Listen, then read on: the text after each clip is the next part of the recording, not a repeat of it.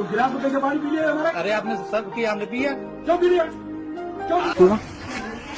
ना क्यों हम तो जातो नहीं जातो नहीं क्यों?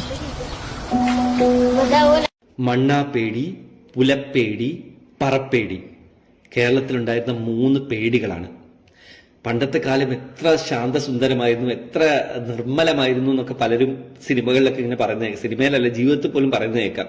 ഓ, അന്നത്തെ കാലത്ത് എന്തൊരു രസമായിരുന്നു. പക്ഷെ അത്ര രസകരമൊന്നും ആയിരുന്നില്ല. ഇപ്പൊ നമ്മൾ കണ്ടിട്ടുള്ള കാഴ്ച മറ്റുള്ള സംസ്ഥാനങ്ങളാണെങ്കിൽ അതിനേക്കാളും ഭീകരമായിട്ടുള്ള ജാതീയത നിലനിന്നിരുന്ന ഒരു സ്ഥലമാണ് കേരളം.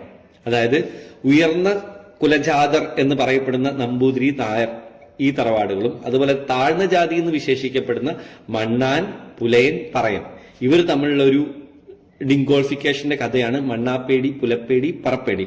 അതായത് കർക്കിടകത്തിലെ ഒരു പ്രത്യേക രാത്രി ഈ സ്ത്രീകളെ ഭ്രഷ്ടരാക്കാൻ വേണ്ടിയിട്ട് ഒരവസരം താഴ്ന്ന ജാതിക്കാർക്ക് കൊടുത്തിട്ടുണ്ടായിരുന്നു. അതായത് ഈ നായർ സ്ത്രീയോ നമ്പൂതിരി സ്ത്രീയോ എസ്പെഷ്യലി നായർ സ്ത്രീകള് പുറത്തേക്ക് ആൺതുണയില്ലാതെ പുറത്തേക്ക് ഇറങ്ങുകയാണെങ്കിൽ, അതായത് സ്ത്രീകളെ വിലക്കാൻ വേണ്ടിയിട്ടുള്ള ഒരു ഉപാധിയാണിത്. അതായത് സ്ത്രീകൾ ഒരിക്കലും പുറത്തേക്ക് പോകരുത്.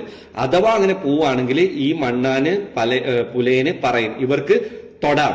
തൊട്ട് കഴിഞ്ഞാൽ ഭ്രഷ്ടർ. ഇനി തൊട്ടിട്ടില്ലെങ്കിൽ ഒരു കമ്പോ കൊള്ളിയോ കല്ലോ എടുത്ത് എറിഞ്ഞാൽ മതി, അപ്പൊ തറവാട്ടിൽ നിന്ന് ഇറങ്ങിക്കോണം, ഭ്രഷ്ടരായി. ആ ഒളിച്ചിരിക്കുന്ന ആള് എറിഞ്ഞു കഴിഞ്ഞിട്ട് ഉറക്കെ പാടും, കണ്ടേ കണ്ടേ കൊണ്ടേ കൊണ്ടേ തീണ്ടിപ്പൊട്ടിച്ചേ തീണ്ടിപ്പൊട്ടിച്ചേന്ന്. ആ പാട്ട് കേട്ട് കഴിഞ്ഞാൽ പിന്നെ ഈ സ്ത്രീയെ നിഷ്കരണം തറവാട്ടിന്റെ പുറത്തേക്ക് അയക്കും. ഇനി ആ പെണ്ണ് ഗർഭിണിയാണെങ്കിൽ ഒരു ചെറിയ ഇളവുണ്ട്. പ്രസവിക്കുന്നത് വരെ വീടിന്റെ പുറത്തൊരു കുടിൽ കെട്ടി താമസിപ്പിക്കും. പ്രസവിച്ചു കഴിഞ്ഞിട്ട് അത് പെൺകുട്ടിയാണെങ്കിൽ അപ്പ തന്നെ നട തള്ളും. ഇനി ആൺകുട്ടിയാണെങ്കിൽ പ്രായശ്ചിത്തം ചെയ്തിട്ട് ആ പെണ്ണിന് തിരികെ തറവാട്ടിലേക്ക് കയറാൻ പറ്റും. അങ്ങനെ ഭ്രഷ്ടരായിട്ടുള്ള ഒരുപാട് പേരുണ്ടാവും ഒരു കാലഘട്ടത്തിൽ. അങ്ങനെയുള്ള ഒരാളാണ് നമ്മുടെ കലക്കസമാവാത്തിയിലെ പെണ്ണമ്മ. അവർ കോഴിക്കോട്ടാണ് ജീവിക്കുന്നത്.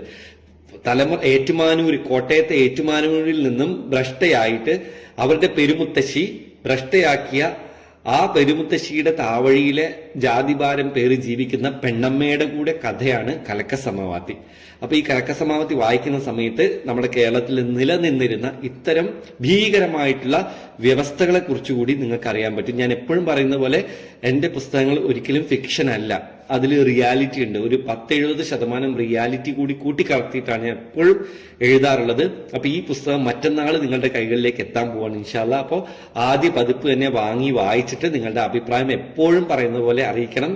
I will be so happy. I M waiting for that.